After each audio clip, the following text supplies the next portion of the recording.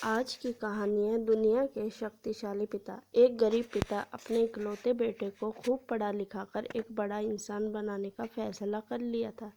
पिता दिन रात मेहनत करता और अपने बेटे के पढ़ाई का खर्चा उठाता। बेटा भी खूब मन लगा कर पढ़ता।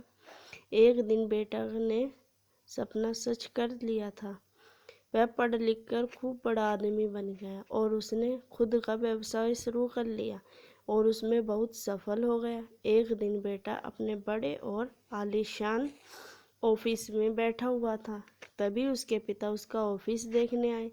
बेटा अपने ऑफिस की शानदार कुर्सी पर बैठा हुआ था। पिता को देख बेटा खुश हुआ और अपनी कुर्सी से खड़ा हो गया।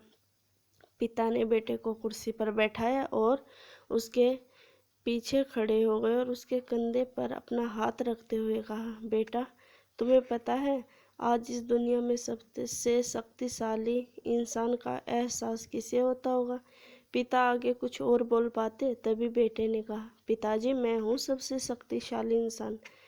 पिता ने सोचा था कि बेटा उन्हें ही सबसे शक्तिशाली कहेगा, लेकिन बेटे के इस जवाब से उन्हें बहुत निराशा हुई।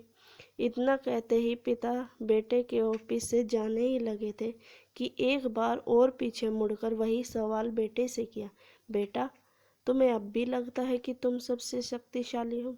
बेटे ने कहा, नहीं पिताजी, इस दुनिया में अगर कोई सबसे शक्तिशाली है तो वो आप हो, लेकिन अभी तो तुमने कहा था कि तुम ही सबसे शक्तिशाली हो।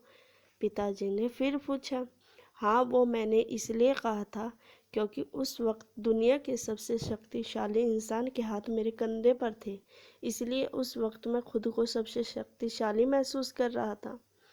बेटे ने जवाब दिया। ये सुन पिता की आंखों में आंसू आ गए और उन्होंने अपने बेटे को गले से लगा लिया। कहानी कैसी लगी?